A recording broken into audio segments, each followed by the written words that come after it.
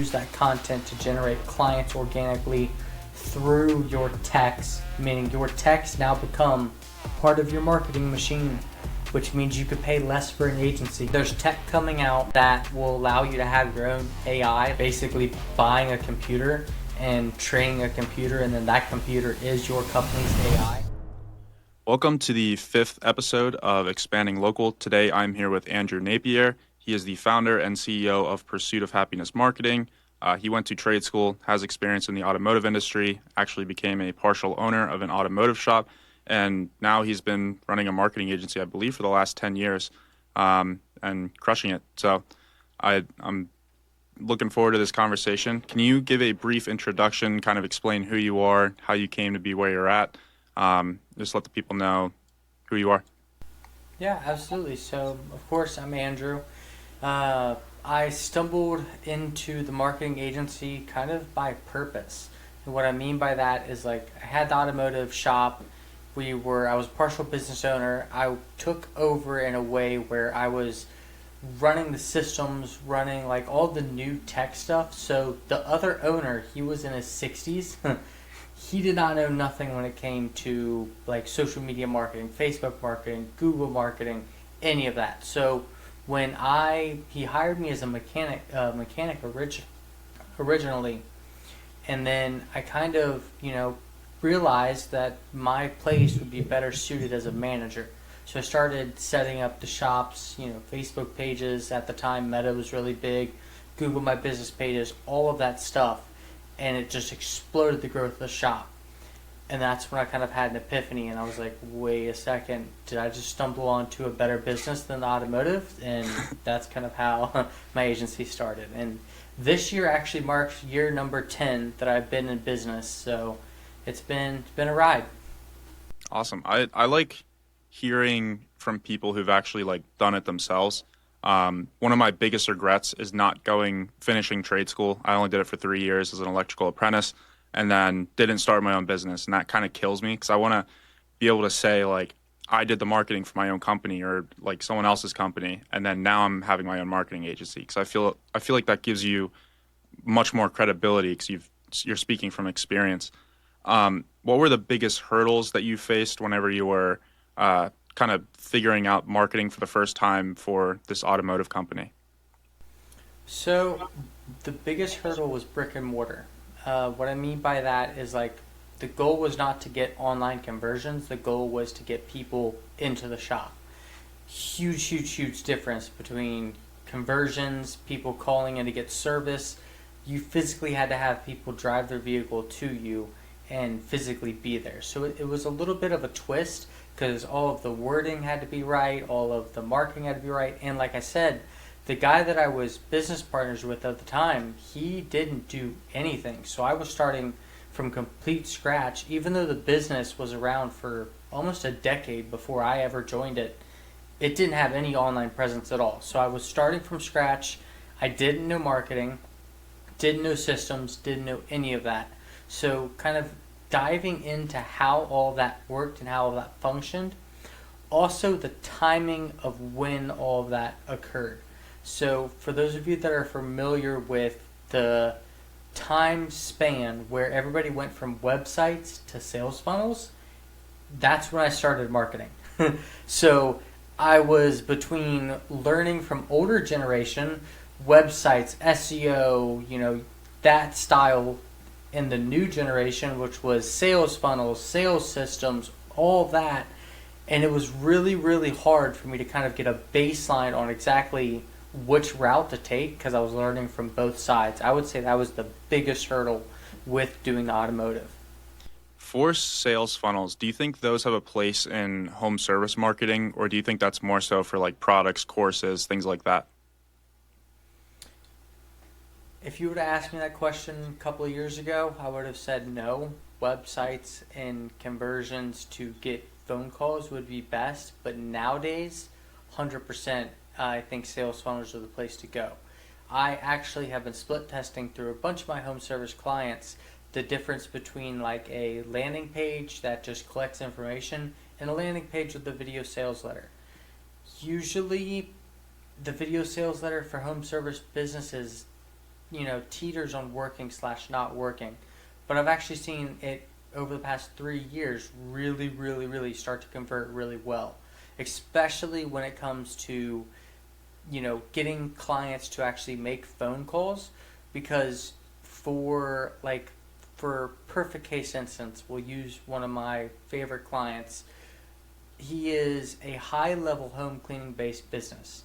Now, he wants to knock off 80% of the traffic that comes to him. So how do you do that in home service? Video sales letter. And most people are when you say that, they're like, video sales letter in home service? That doesn't make sense. You know what I mean? You're selling a service. But what we tested is having the video sales letter set up on his sales funnel disqualified the right amount of people to where the high class that he wants to work with actually follow through. So it was kind of like a shift. And I took that lesson and I actually implemented in plumbing and in electrical and seen the same results, which kind of blew me away. I was going to ask you, like, what industries you see VSLs kind of having a role in. So for plumbing and electrical, like, obviously there's the emergency calls and people are just like looking up like plumber near me, emergency, and then they call one of the first numbers that shows up. But I feel like VSLs are a good chance to kind of take someone that could be a potential customer and maybe inform them on some sort of like remodel or reconstruction, something that like they might not necessarily need but potentially want. How do you use VSLs for electricians and plumbers or any other industry you're using them with? It really depends on size. And what I mean by that is like you'll have, I don't want to call them corporate because they're still, family owned businesses or one person owned businesses, but they are structured in a way like a corporation where they have one main location and a couple of satellite locations. That style of home service business, I've never really seen video sales letters work well for them because they have the location base, and not just the location base, but the manpower to handle any type of call. They don't need to disqualify anybody. Any type of call that comes into their, ecosystem, they're good to go. Versus like somebody that does not necessarily satellite branches, but they're 2 million and under a year, they're probably going to want to have a qualifier, or they're going to want to have some type of video sales, and I've seen it work really well for them in a way. And probably the best way to explain how this would work is one of my clients in plumbing has a trenchless sewer replacement. So basically they don't trench your yard. It's a really high dollar machine to get, and it's not something a lot of people understand because it's only been around for like 2-3 years, and not a lot of plumbers use it because of the cost to get the machine. We were running ads for that specific service, getting mediocre calls, but when people called, they didn't necessarily understand it because it's so new. So what we ended up doing is we created YouTube videos explaining how it worked. We followed the crew on doing the actual service and the whole 9 yards, just like from start to finish. And then we started running ads to that for that keyword, and it exploded. People that called in, they were like, hey, you don't have to trench my yard, you just have to dig like a foot by foot little hole to actually place the liner in. And that actually started converting really, really well for the client because the end user actually knew and understood the service. So when you're kind of doing stuff like that, that's where like it's going to be the sweet spot. And electric is another one, home generators and like Tesla wall chargers and stuff like that. A lot of people like the idea of it but don't really understand how it works, how it would attach to your house, how you fuel it, all these different things. So again, we started making YouTube videos of installs, explaining how it works, explaining how to maintenance it, and then we started running targeted ads to that, and it started to convert way, way, way higher just because we had the explainer video, so the end client knew what they were getting into before they ever made the call. And so what are you doing in terms of top of funnel to get people in these VSLs? Like, is it Google ads, Facebook ads? What kind of paid ad platforms are you relying on, or have you seen work best? So I have, over the decade that I've been in agency, we've done every type of ad you can think of. From TikTok, I epically failed trying to branch my agency into TikTok. I hired really good videographers, like really, really good production crew, and ended up didn't working out very well for the home service industry. So what I have noticed is intent based always works best. If you are going non-intent based, and I'll kind of explain the difference between each, you have to have a way to educate or to convert that lead to a paying client. So the difference between a intent based and a non-intent based. Intent based would be your Google, your search engines, your search AI search. We're in 2025. That's a big one now. People are using AI to kind of discuss their home problems, and that is intent based. Like, they have an issue and they're trying to get the service. So when that person is searching for the service, they're ready to call, they're ready to get a quote, and they're ready to get the job done. Versus platforms like Meta, Instagram, TikTok, YouTube, that is non-intent based. So they're just trying to gather information, or they're just scrolling and they just so happen to see an ad from you. So it's more along the lines of brand awareness. You then have to take that client on a customer journey to convert them into actually needing a service for you. Or what I've seen, especially with Meta, is you'll just hold on to that lead, so to say, for months, maybe even a year, before they finally need the service from your company. And then they think of you because they saw your Meta ad and they call you. So the timeline from seeing you to conversion between the two platforms is insane. So what we primarily focus on is Google. The past, I would say, 5 years now, it's strictly been intent-based platforms. We became a Google partner. We're working on becoming a partner with Bing and Microsoft. But it's intent-based because I don't want to have, especially from the agency standpoint, I want dollar in, dollar out as fast as humanly possible, so my clients continue to pay me. And on their end, they have, consistent business, so they can continue to scale, continue to hire employees. Is Bing ads overrated or underrated for home service businesses right now? Underrated for multiple reasons, but one that nobody ever thinks about, which is huge. GPT runs off of Bing and Microsoft. So when you're running your Microsoft and Bing ads and you have a presence on that platform, if they're using AI to search for, well, what are my options with a plumbing company, or what are my options with this type of electric, and they're just trying to talk to GPT, and then they ask it, okay, well, what's a good recommendation for my area? If you're not on Microsoft, you're not going to get recommended. So super, super, super underrated. Everybody thinks like all the search traffic is going to be done by Google. Another thing with Bing and Microsoft is, and I'm not sure if you're aware of this or not, with the whole lawsuit going on with the government and Google, and then how they have the monopoly and all that good stuff going on, we don't know how that's going to end. But if I'm placing a bet on who's going to have the capital to be able to absorb if Google has to relinquish some of their search volume, it's going to be Microsoft or it's going to be Apple. It's going to be one of them two companies because they're the only people with the capital that can take over it. So how do you hedge your bets and kind of de-Google yourself with all the news and updates and this whole monopoly lawsuit that's going on right now? So with that, it's a touchy subject because there's so much falsified news that's just peddled out everywhere. You really have to take in count what is happening and what's going on. If you look back at what the government is trying to do with Google, though, they're basically telling Google, hey, we don't want you to be the default platform on all these devices, is generally what it comes down to. So is search going to change itself? Maybe.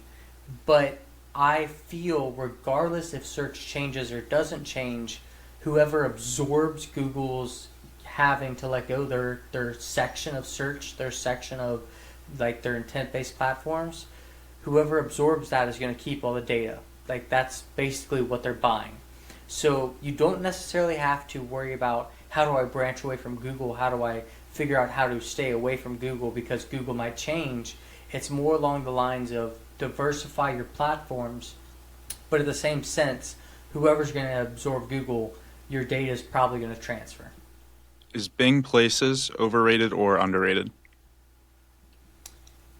50-50. It honestly, I have clients across the country. Some places it's really useful, other places it's not. It's kind of like the same difference between Apple Maps and Google Maps. Some places, like on the West Coast, is going to be Safari and Apple Maps. If you're on the East Coast, for some unknown reason, it's Google Maps. So really all is location based on that. And what other platforms do you think home service businesses might be like sleeping on or not utilizing enough? 'Cause I think we covered Google ads, Bing ads, Facebook ads. Are there any other platforms that you guys are using and seeing success with? When it comes to like seeing success and growth, as of right now, it's strictly intent-based platforms. It's just kind of spreading yourself out. A huge change that happened last year is SEO kind of shifted to not SEO anymore, and anybody that is claiming they have a term for it is just kind of making it up on their own. There hasn't, it's so new, there's no term for it. But I would say it's like ask search. So it's like when you are going into search, it's then giving you a populated answer on any search platform you're on. All of them use it. So that's a big one that a lot of people are sleeping on because I guess they weren't savvy of the shift to that style. And what I've noticed is on like when it comes to websites, when it comes to populating and getting search ranking for that, it is conversational. So it's like me and you talking here. You don't want it to have keywords being blasted like original SEO. You want it to kind of have a conversational feel because that AI will then feed it. Another one that I would say a lot of people are sleeping on, and I feel like it's going to be a huge platform very soon, especially with what's happening to Google, and especially what's happening with the AI fight, is you have all these AI fighting for space. Twitter has, well, X has one of the biggest platforms of people on it. X ads, they do convert. Grok, the AI for X, it actually can recommend your business for services just like GPT and just like Gemini, which I have never heard anybody talk about. And it's kind of funny, we started running X ads through our agency and split testing them for home services, I think middle of last year.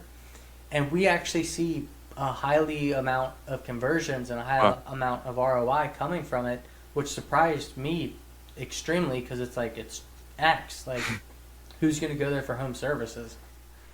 So what kind of ads are you running on X? Because I know Google, PPC, it's like, you know, you're kind of falling in that middle line where the searcher is searching something and you're the person that's the answer to their problem, whatever they're going through. With X, what does that look like when you run an ad for a home service business? It's kind of funny, and if you run Google ads, you'll understand this. They're identical. It is keywords that are set correctly, and the keywords are then populating for the ad. And the ads could either be a display ad or they can be a video ad.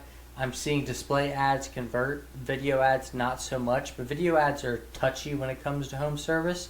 But it's kind of funny because if you literally have X's ad platform and Google's ad platform open on two different screens and you go back and forth, they're super similar. Like super similar. It's scary. Wow. Yeah, I didn't even think about that. I kind of want to talk about Google ads. What are the biggest mistakes home service businesses make when it comes to Google ads? Google ads are very interesting with how they constantly are updating. So, a huge mistake I see is a lot of home service businesses don't hire, or they hire in-house and they lightly train somebody, like through Skillshare, through Coursera, all these different educational platforms. And the sad truth about them is they're so out of date, and Google updates so quickly that by the time your in-house person gets done, there's already a change. So a huge mistake I see people using all of the time is with how the keywords are structured and not changing them when updates occur. Literally, well, I mean, it's the first month of 25. Last month, phrase match keywords were taking the place of broad match keywords, right? They did the same exact things. You didn't need broad match keywords. It was all phrase match. Here we are on the 10th. It's switched. Broad match keywords are now the king. Phrase match keywords are good for over 4-word keywords and key terms. So stuff like that, it happens so quickly, and if you don't have somebody that is absorbing the updates when they happen, your ads can go from converting and working to not working within a day. That's a huge mistake I see people do all the time. The second thing I see people do literally all the time, and this is actually how I grow my agency through clients. Majority of my free trials that I have signing on through my agency, I dig into their ad platforms because I have a critique. I'm not working with you unless you're spending $10K a month in ads and your company's doing $1 mil, $2 mil, $3 mil. That's like my baseline. I prefer to work with $3 mil plus because they have the bandwidth to handle ads. They have the bandwidth to handle, the service calls, all of that. But over optimizing your campaigns. You over optimize your campaigns and it completely kills everything. And most of the time, it is doing one thing, and that is removing all of your competition. So when you're using broad match keywords like emergency plumber near me, it's then going to feed into Google and it's going to populate all of your competition because it's trying to be like, hey, let's try to steal this call from your competition.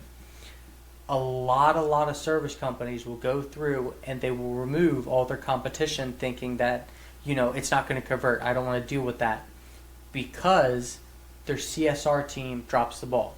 Their CSR team is like not answering the phone like, hey, this is AB Electric and I'm trying to reach CB Electric. Oh, hey, we're AB Electric. We still help you. What's your problem? Yeah, that's a huge issue. Yeah, huge issue.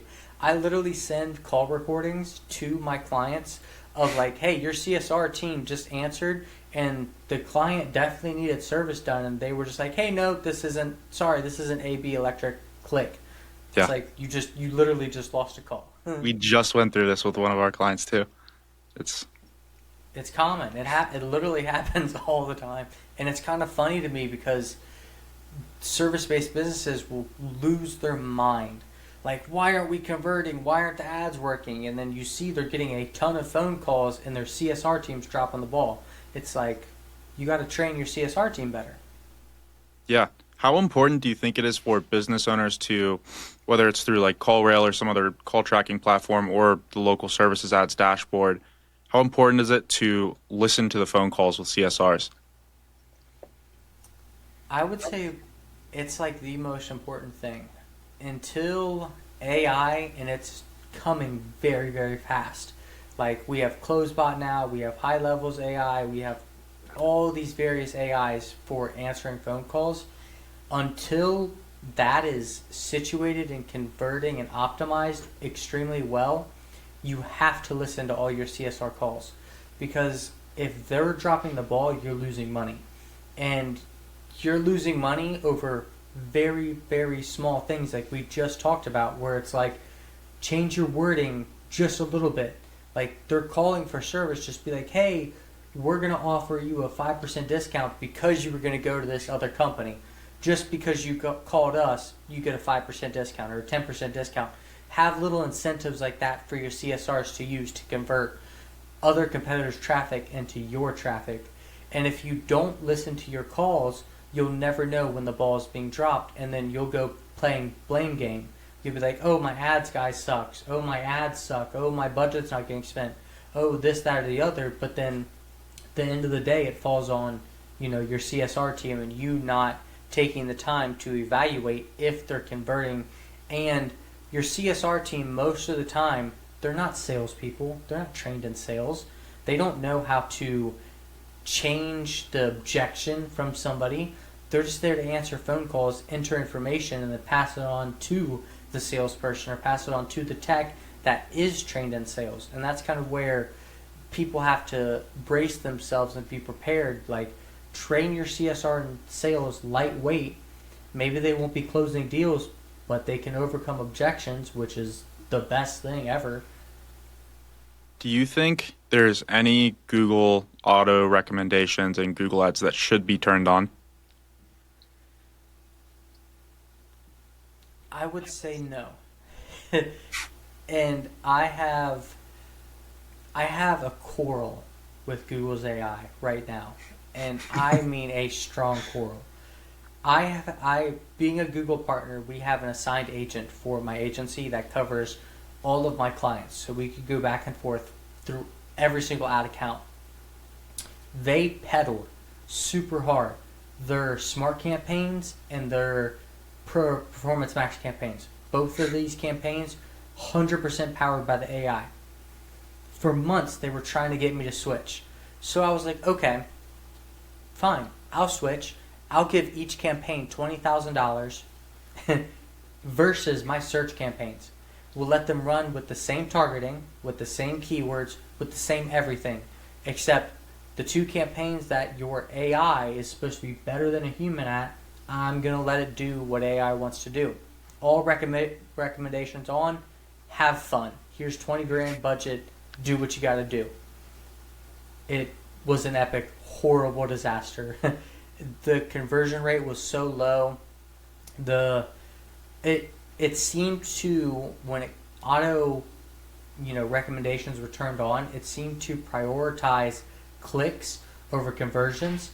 It also seemed to prioritize just getting the name out there versus trying to focus on things that will convert, which is kind of like the point of the AI. Like, the whole purpose that I was told by Google themselves that the AI would do better than a human is get conversions, but it ended up not working out that way at all. So that's my quarrel with Google's AI. Do you think Performance Max, specifically for home service, like has a place in the future, or do you think it's never really gonna work as well as PPC? It's 50-50 because I see Google's AI being better than people, especially with how Google ads are set up, PPC ads are set up. I feel like there should be no reason that you can't educate an AI to outperform a human, especially when search is now being powered by AI. So I think they just need to smooth out and fix the technical aspects and technical issues, but I feel it will have a place in the future. Do you think phone AI, like voice AI, I don't really know exactly what it's called. You mentioned a few tools earlier. Do you think that will ever be able to replace a CSR or do better than a CSR? Yeah, 100%. That day is coming very, very, very fast. I actually just had, so Go High Level is a all-encompassing software. They released an AI, I don't know, last year. Horrible. Did not work at all. Within 3 months, it could close deals. From being horrible and not working to 3 months later being able to close deals all on its own, mind-blowing. There are other CSR replacement AI softwares out now that I have implemented inside of some of my scaling clients to not replace their CSR team, but to I would say smooth out their CSR team. So basically, instead of having a team of 3 CSRs, they're down to 1. And that one CSR's job is optimizing the AI, and that's now. If you take us 6 months, a year from now, mind's blown. It's going to be indistinguishable from people, and the number one reason I think it's going to replace majority of CSRs is it can be trained over data that CSRs can't be. So your average CSR has your business to go through, your business, everything that's coming through it. An AI CSR has thousands of businesses, thousands of calls every day being trained on it. That's like, if you multiply that over months of time, there's no way a human CSR can keep up with it. And so what kind of tools should either home service businesses, or me personally, selfishly, I'm also intrigued by this based on what you're saying. What kind of tools should we be looking at for this? On the agency side, I have basically completely removed my whole entire sales process when it comes to onboarding. The only things that I personally do are my free trials, are webinars, and doing like personal outreach through my organic side of things, because you can't replace a human brand. You can't replace my personal brand. That's going to be around forever, because as AI evolves and as AI content just starts to get peddled out, as AI sales systems start to get peddled out, people are going to start to crave human connection. So personal brands always going to be around, always going to be a thing.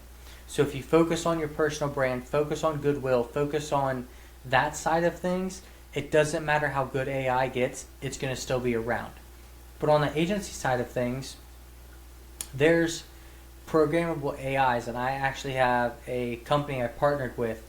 It crushes. Like, I literally was mind blown, because I had compared it from my salesperson to actually letting it run rampant after it was optimized. That's the key, is after it was optimized with how we do things, where to put them, what to object to, all of that. It actually produces sales crazily easy.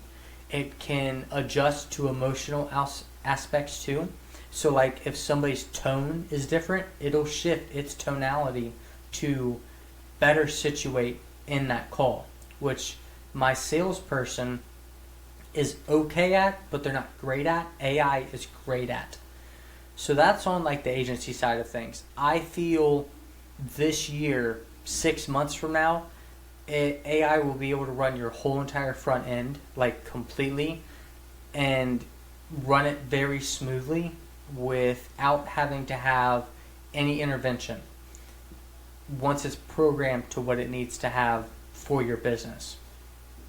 On the home service side of things, there's a lot of stuff your CSR no longer has to do, or what I've seen happening recently is AI being used as a tool for CSRs on a high level, meaning that companies, owners are investing into AI software and AI training for their CSR team so they can stop paying them so much. So instead of having a 40-hour week, they're doing 20-hour weeks but doing the same amount of work, because AI is speeding up the process. When it comes to phone call answering and that side of things, what's working right now, like literally as of today, 24-hour phone servicing, AI crushes. Like after-hour phone servicing, AI is good for that. Weekends, if you're closed, AI is good for that, because it can basically, when you get a call coming in, instead of having a lead form, which people hate to fill out lead forms with everything they need, versus an AI phone call where it's twofold.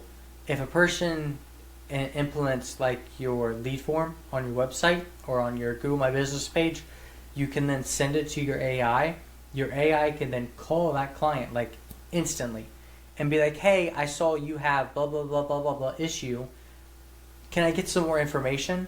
What day is best for us to come out? What time works for you? How fast are you trying to, like, and you know what I mean? All of the questions that need to be filled out that a person filling out a lead form is not going to do, that AI can then get, and then when you're back in the office, boom, you're ready to go. Same thing with after-hour calls. If you have a phone service and you want to get after-hour calls, the AI can handle that, collect all the information, and be like, hey, our team will be in at 9 a.m. tomorrow morning. You'll be the first person we call. It works flawlessly.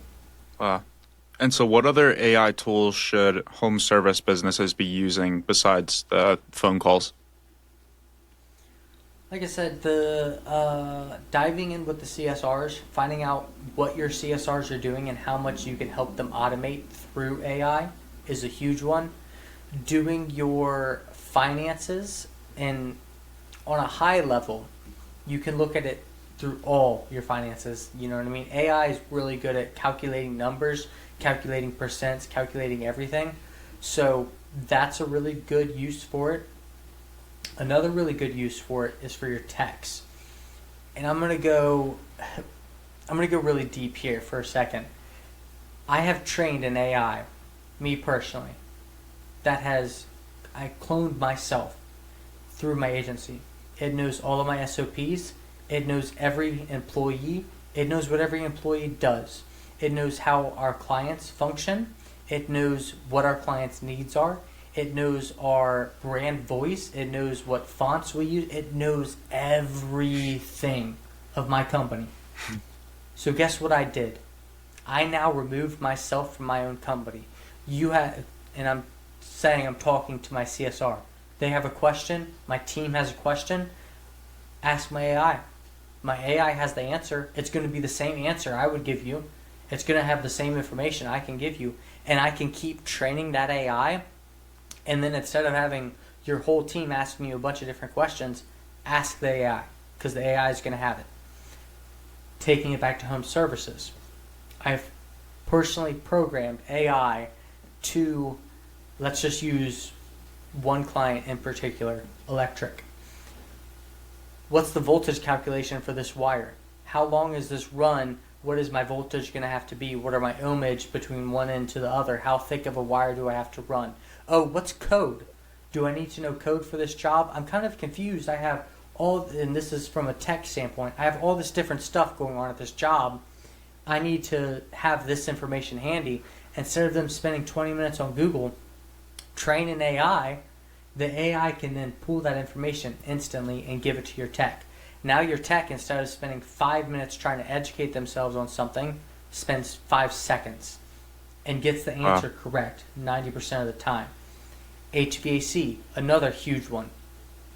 I've trained an AI through HVAC where if you're looking at a furnace and you need a resistor and that resistor is no longer in stock, hey, what's a comparable resistor? Boom, instant answer. So that's kind of just a couple of deep level ways that you can implement AI for home services. You can literally replace yourself in your business. So instead of getting a million phone calls from techs asking you questions, they can ask the AI. And then the best part about it is every question that the AI doesn't know and your tech calls you on, you can then train the AI on, and then that call never has to happen ever again. It's mind-boggling. And so what is the process of training an AI to either replace yourself or replace a role? What kind of information are you feeding it? How do you go about doing that? Is this on like some sort of custom GPT? Is it you're just using like a custom chat? How are you going about the process of training your own AI? So right now, there's tech coming out that will allow you to have your own AI, like your own AI server, like basically buying a computer and training a computer, and then that computer is your company's AI.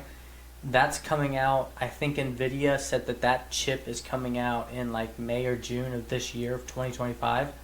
When that comes out, it's going to change. But as of right now, I actually have a custom GPT model. So basically what you do is you go through, you create a custom GPT, and then you just feed it all of the documents that you currently have. Because I mean, every business that's around has SOPs, has, the general gist of stuff. And if it's not on paper, put it on paper and then feed it into the AI.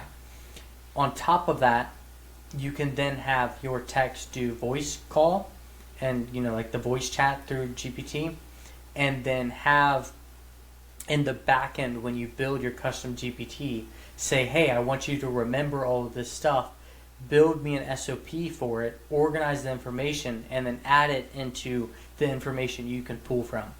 So then that way, anytime that any of your techs, your CSRs, anybody calls in or like uses your GPT, it automatically updates the back end. So it's a very, very lengthy process. It's not like here's a bunch of information GPT, analyze and create, me a custom GPT that works perfectly.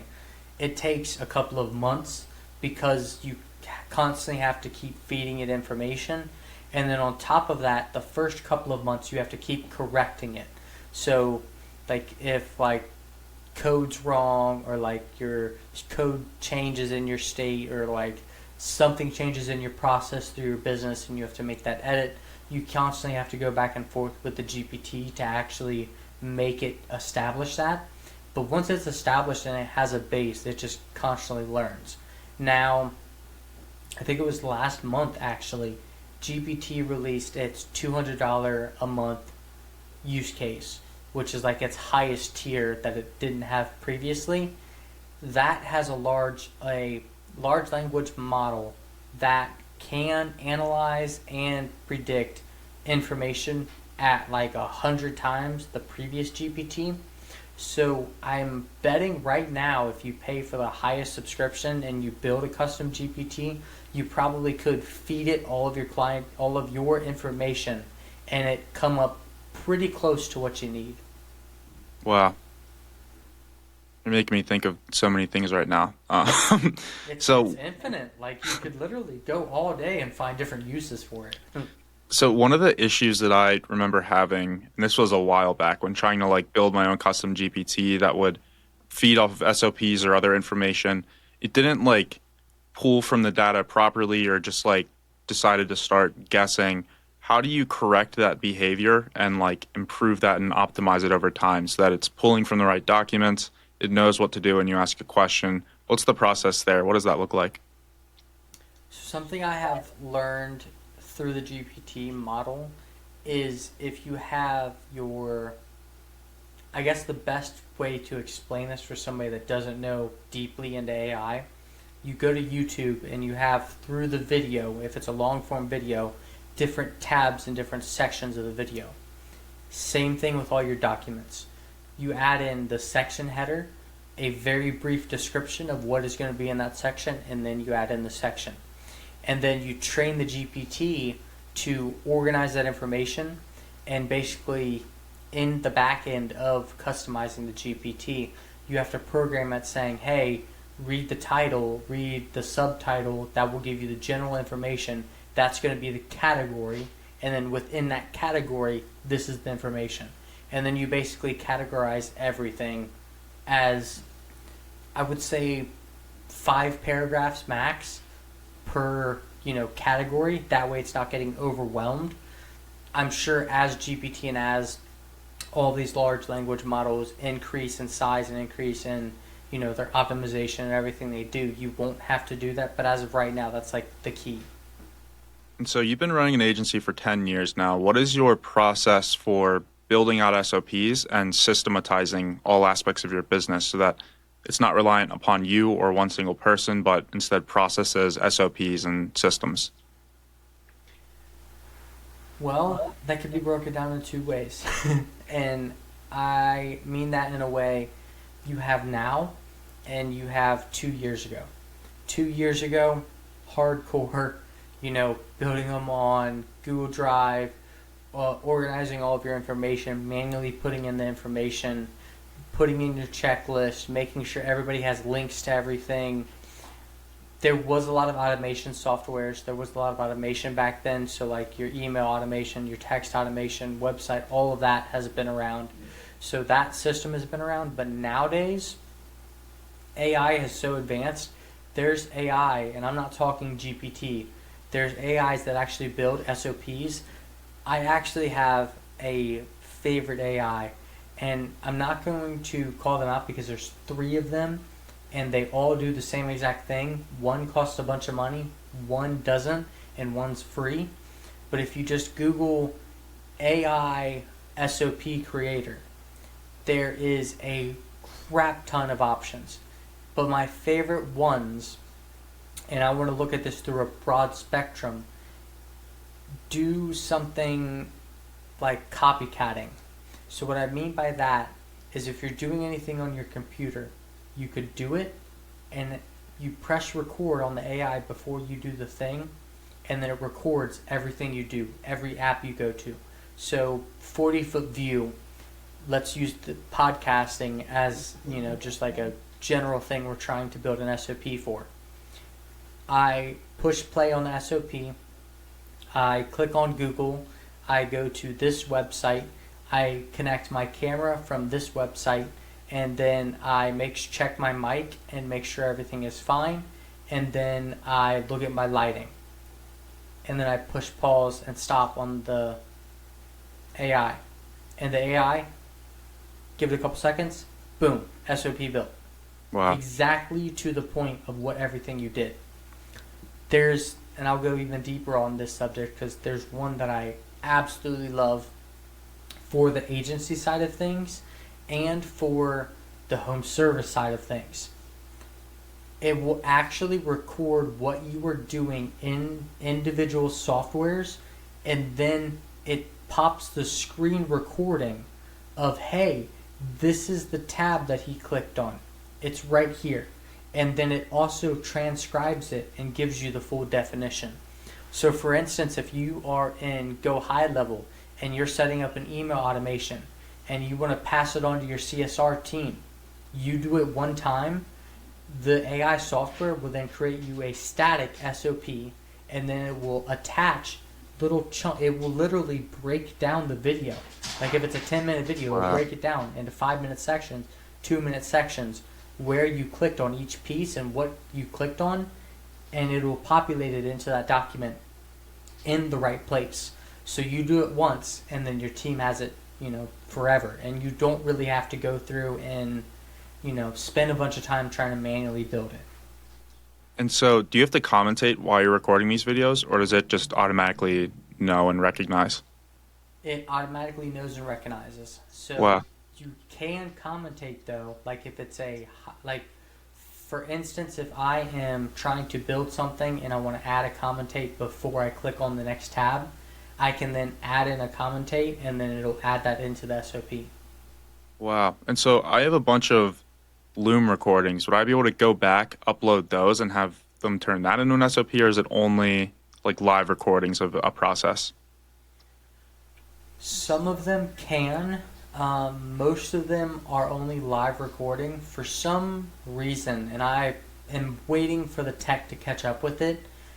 All AIs that I have witnessed cannot decipher video yet. Like, it doesn't matter where you go within the AI space, they just can't decipher video. So you kind of have to, build a static one, and then there's one called Claude AI that downloads to your computer. I have used it a couple of times with success, where you give it the static, like you basically take your Loom, you build a static SOP, and then you feed it into Claude, and then it will go through and do the thing on your computer, and then you can have the recording AI watch Claude AI do it. So, extra steps, but it's still AI doing it. Wow. Okay. And so what tools are you using to record those SOPs, or which ones would you recommend? See, the thing with the SOP ones, and this is kind of why I don't want to recommend them, or recommend any specific ones, and rather have anybody that's interested in doing it jump in and do a little bit of research on it. They're so fast evolving. Like, for instance, I had one called Perplexity that I really, really liked. It's also a search engine. It worked really well, and then a month later, there was a better one that came out, and it blew the first one away. And then a month later, there was another one that came out, blew the first one away, or the second one away.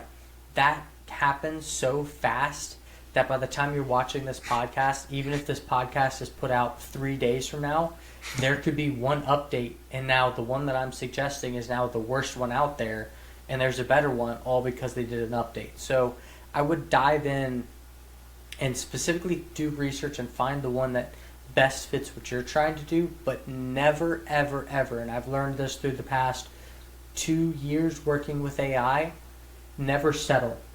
Like, the second you think you have something good that works, check it every couple of weeks to see if there's a better version of it, because there's literally so fastly pacing, evolving in the AI space, it's insane.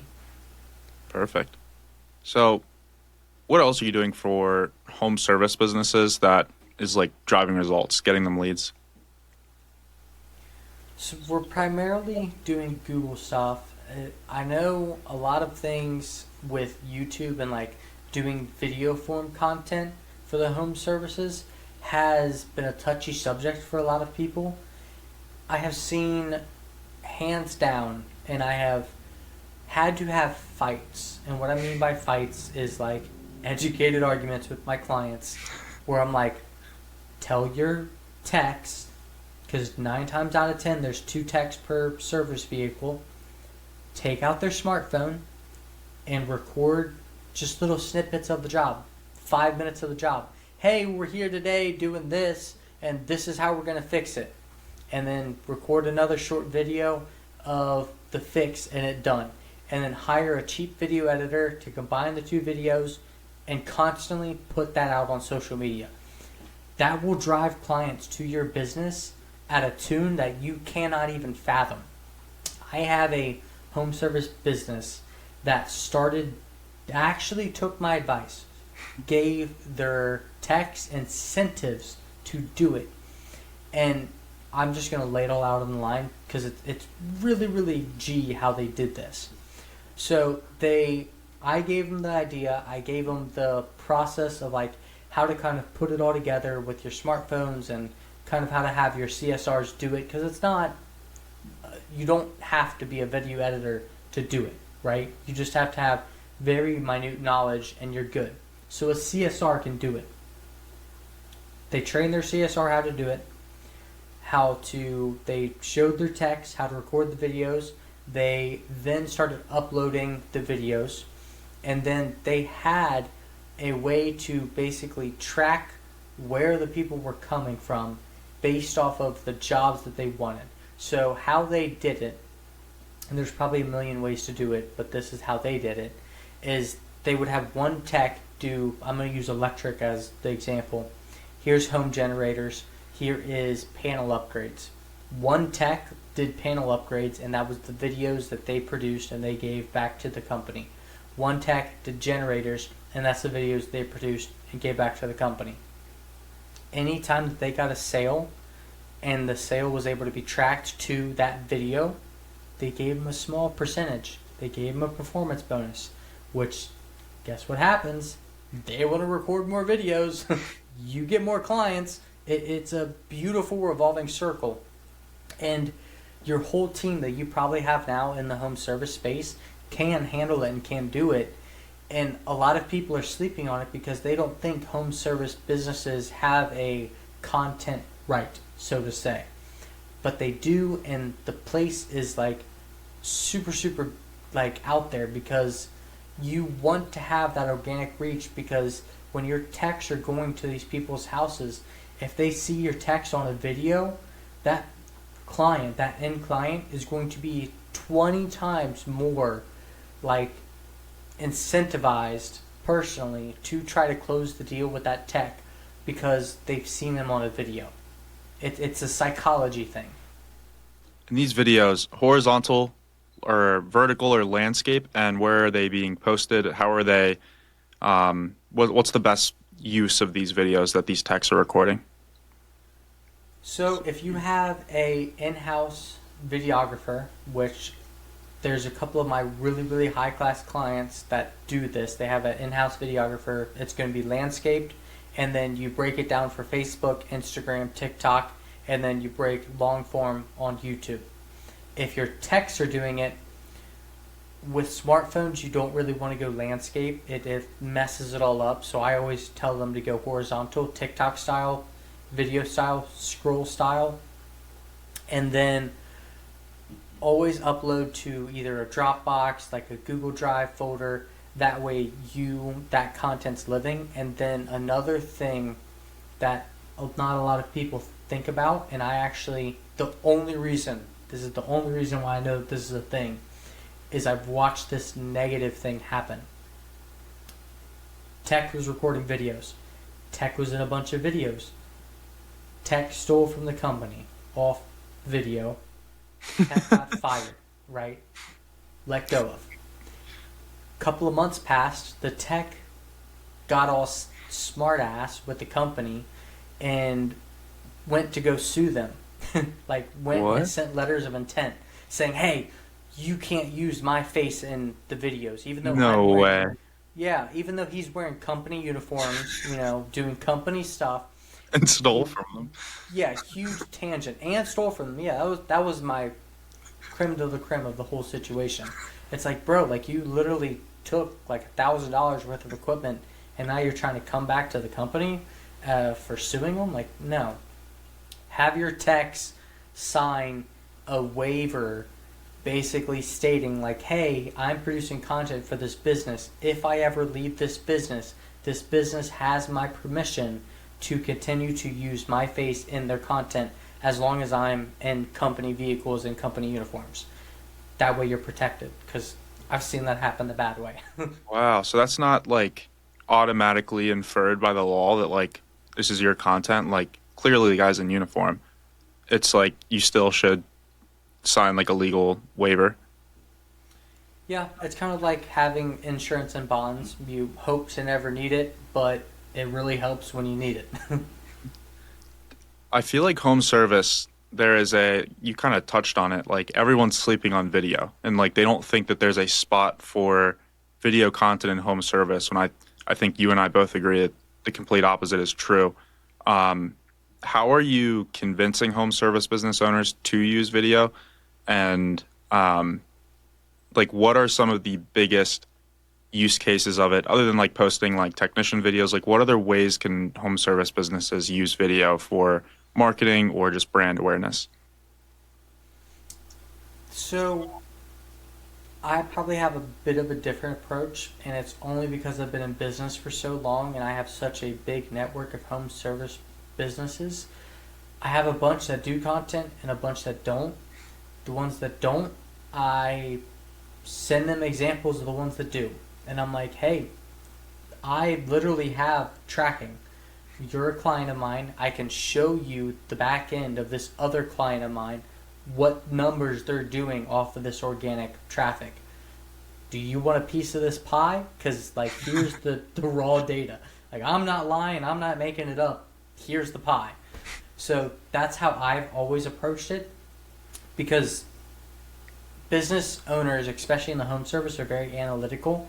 Like they want to see the numbers. They want to know how much their techs are making, how much profit they're generating off of what, services they have, all the different numbers and different metrics. So if you can physically show them metrics, it always helps to convince them. And the second part of that is you have your ads, you have your organic reach, you have your availability to then take and use that content to generate clients organically through your techs, meaning your techs now become a part of your marketing machine, which means you could pay less for an agency. Not saying don't pay for an agency as an agency, but it works that way. But one thing that I don't think any home service business has ever thought about, but they should, is the exit. Maybe 5 years, maybe 10 years, maybe 15, 20 years. The exit of the business. How valuable would your business be if you had a content generating machine that constantly drove new business into your business and it gets sold with the business versus one that doesn't have that, where they have to dump thousands of dollars into ads consistently and constantly to be in business. So that's one thing that I've rarely have heard any home service based business talk about, is the exit of the business and how valuable the content piece would be. Because with that, you could go from having, a $50 million sale of your business to 100, because the new buyer knows that they don't have to take into your business, dump a bunch into marketing. There's already the machine turning and it's already cranking, and they own all of the social platforms that already have followings, which then, and here's another piece, have sponsors, and then you get the best equipment, and this is another thing that I actually learned from one of my clients. He was hiring constantly. I never ran a hiring ad for him, and I ran everything. I ran his Facebook, I ran his Bing, I ran his Google, I ran all of his social pages. Never once did he have any paid, hey, we're hiring, ever. He didn't post on Indeed. He didn't ever even make a post about hiring any text. And I eventually asked him, I was like, how? Explain this to me. And he's like, my content, bro. All of these people watch our content and they're like, dude, I would love to work for that company. They have the best vehicles. They have the best equipment. All of the employees look happy. I want to work there. Content. You know what I mean? You don't have to pay for that marketing. And then, I have a couple of clients that have Milwaukee sponsorships through their content because they did content, and Milwaukee's like, hey, I want to see all of our tools in the background. Here's $50K worth of our tools for your service business.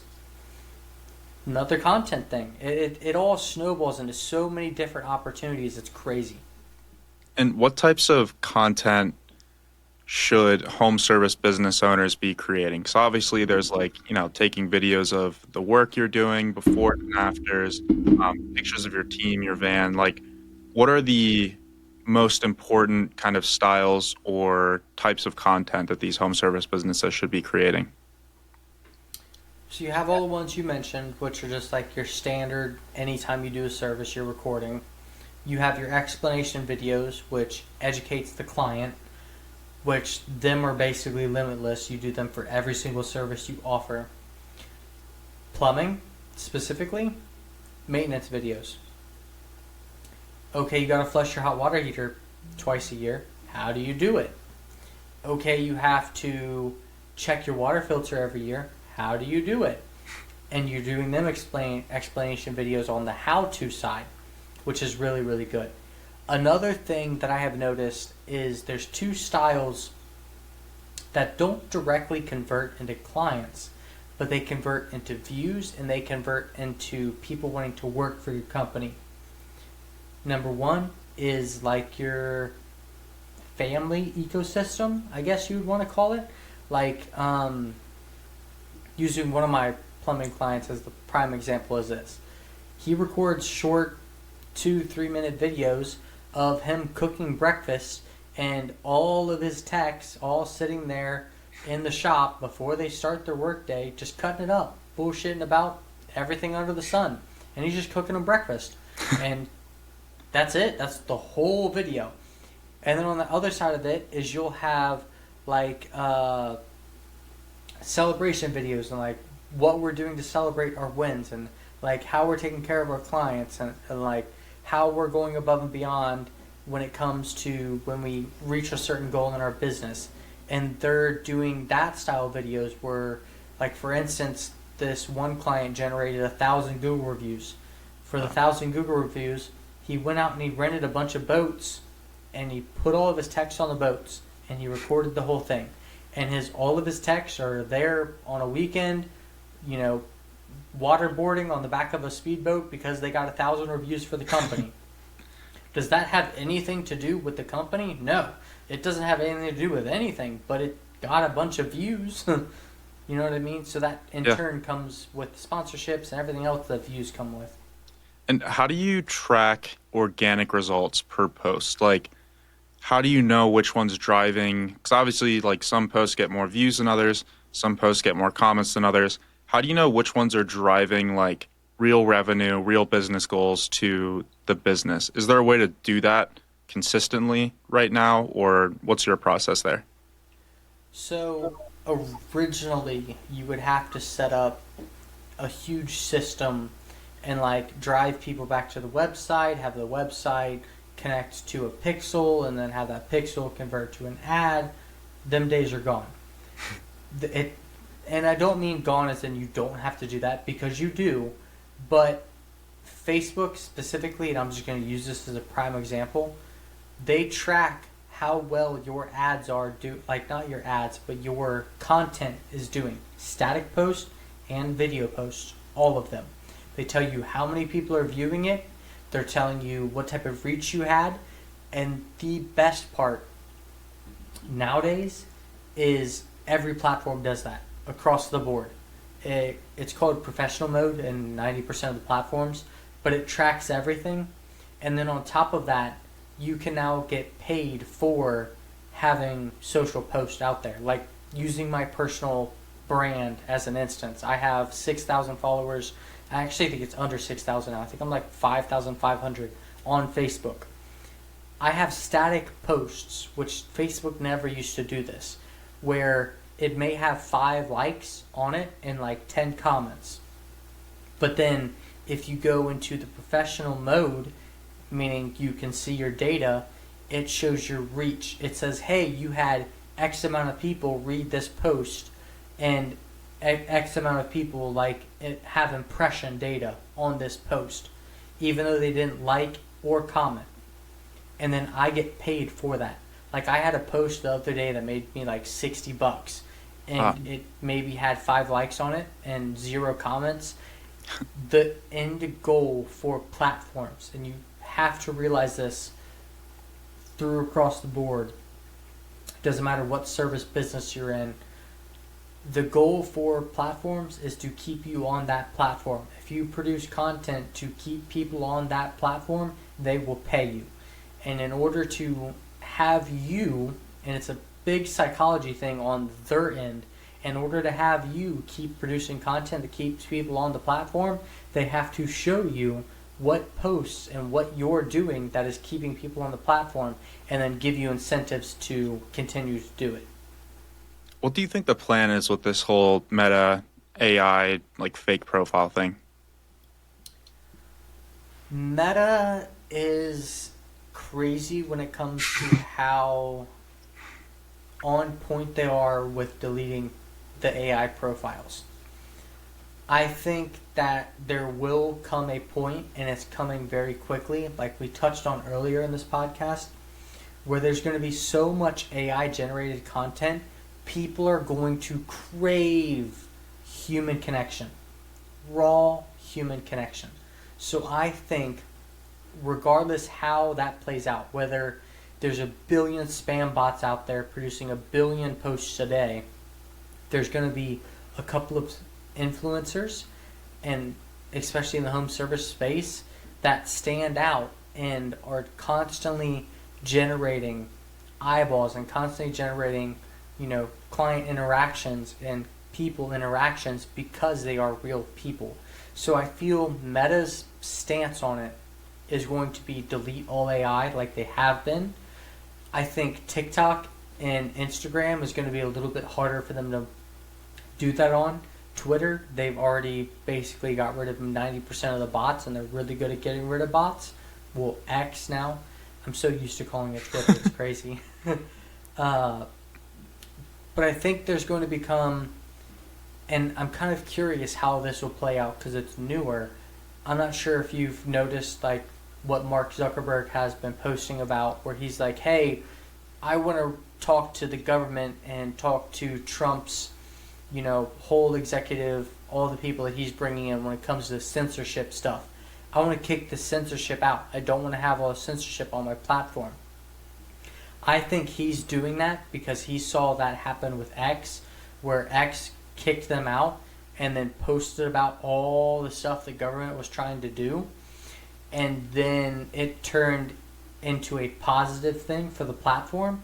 I think Meta's trying to do the same thing, where they seen what happened in 2020 with the whole COVID and all of that craziness, and they're like, hey, we don't want this to happen again, because hypothetically, if we sell or if this gets leaked, we're screwed and people might just vanish off our platform. So I think that that's going to come into play pretty big. Is he's actually going to stop worrying about like all the AI stuff, and he's going to kind of be more on the realism side, and he's not going to censor as much as he has in the past. How important do you think a personal brand, building a personal brand for a home service business owner is? For the owner themselves, it depends on where the owner's trying to go. And what I mean by that is, I'm going to use a client that has been one of my clients for almost 7 years now. We started with him. He had a small HVAC company. His goal was to scale the HVAC company, build systems, build the whole business to where it removed him from the business. We helped him do that. We helped him set up his marketing. We helped him build on all of his platforms. And over 3-4 years' time, that was done. That was built. They were doing like $2 million a year, solid company, and the owner themselves was out of the company. He then went and sold that business. Like, that was his goal wasn't to keep that business for 10 years. His goal was to do what he did, build it, scale it, sell it. That's what he did. Through doing that, he didn't have a personal brand. Didn't have anything. He was just an owner doing owner things. The company had a brand, and that's how it was. About a year later, I don't even think it was a year. I think it was like 6 months later. He messaged me. He was like, hey bro, kind of bored. What do you see in the home service space that is like a good business to get into right now?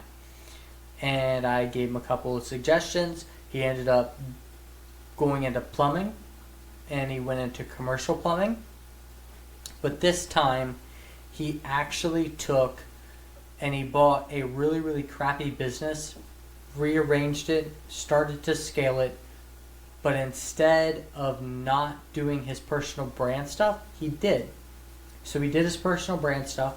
He went through, he built his personal brand on top of building the company. He did the same exact playbook he did with the first business.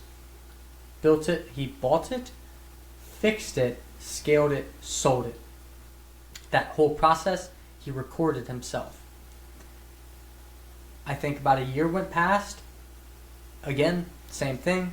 Messaged me. He's like, hey bro, what type of businesses are good? What's like the play right now? And I gave him a couple of examples of HVAC, and plumbing actually wasn't doing that great at this point in time, but electric was. And he used his personal brand to acquire another company. But how he did it was very interesting to me. He didn't use his own money, because obviously he had plenty. He just went through 2 major sales of business. The old person that had that company saw his content, and then from his content, he posted a video saying, hey, I'm looking to purchase a business that needs help. And the guy reached out. He got into the business, $0 down, invested his own money, used his playbook, scaled that business, and they still have that business today. I'm still running marketing for them today. And he's actually now joined 2 other businesses doing the same thing. And his playbook is no longer buying businesses, scaling them, and selling them. It's acquiring businesses, helping them scale, and then holding them and just taking dividends. That required a personal brand. Like, because his barrier to entry was so basically nothing because of his personal brand. He had proof of him being able to do stuff.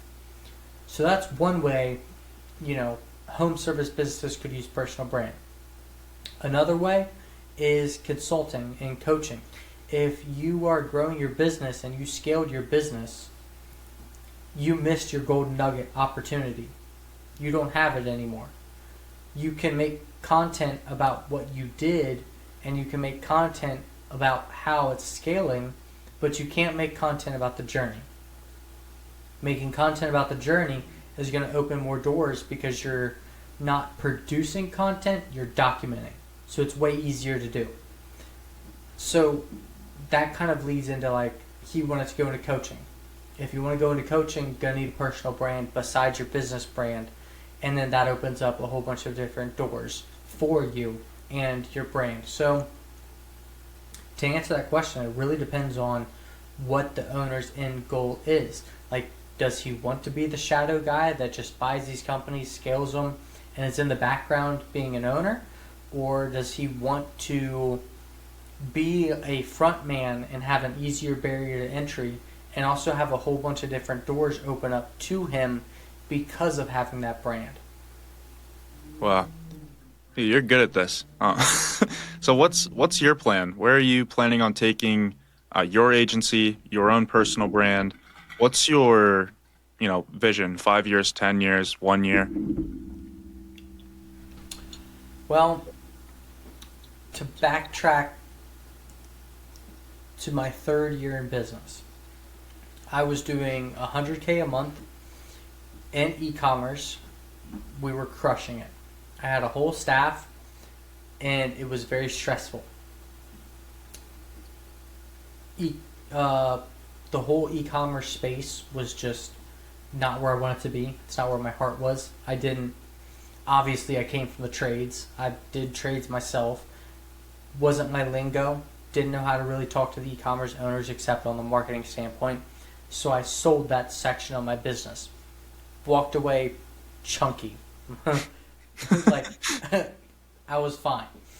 And I ended up getting 6 months to a year leeway where I had a handful of clients through home services that I kept because I played it smart. I created a branch of Pursuit of Happiness Marketing and then sold that branch and kept my brand name.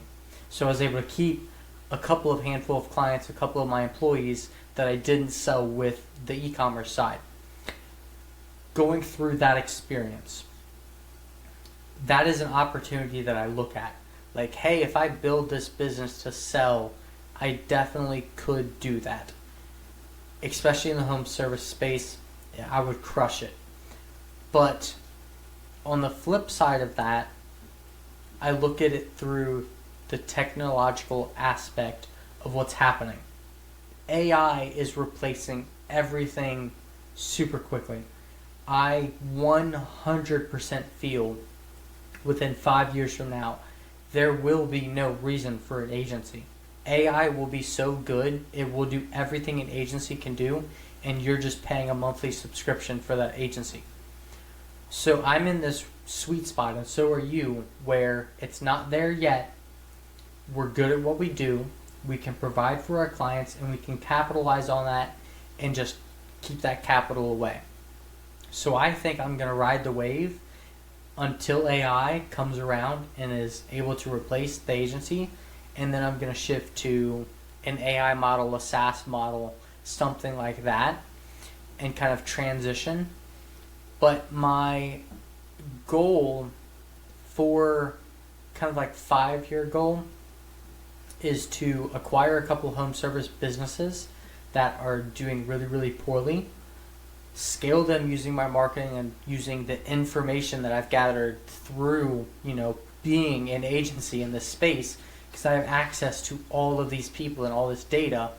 I know what works, know what doesn't. I know what owners fail at. I know what owners succeed at. I know every in and out because I'm in the space. But I don't have the business of a home service business yet, which is nice. So I want to acquire a couple home service businesses and kind of branch into that because AI is not going to replace people cleaning your windows, people fixing your plumbing, people fixing your electric. That's going to be 20, 30, 40 years from now.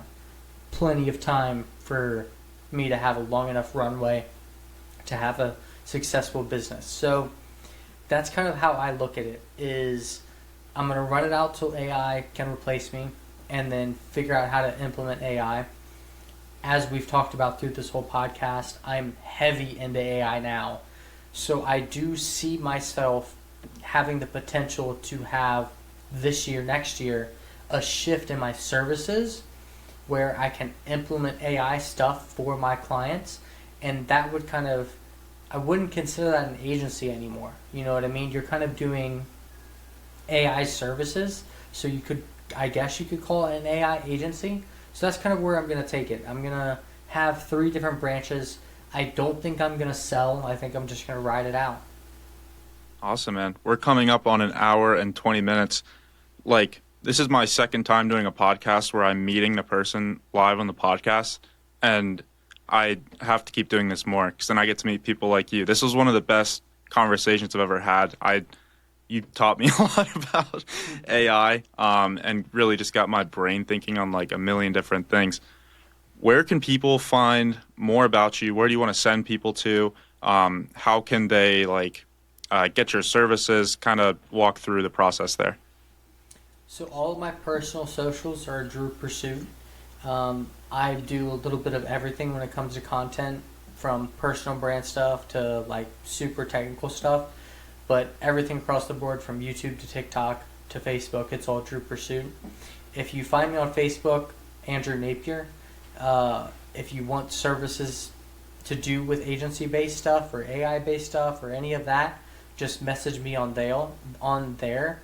I try to, when it comes to podcasting, I don't want to send people to my websites because you could get lost in the sauce. I kind of want to know if you're coming through a podcast and if you see me through a podcast.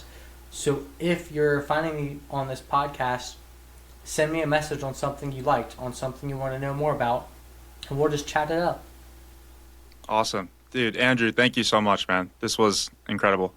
Yeah, absolutely. We'll definitely have to talk more, and it was a pleasure being on.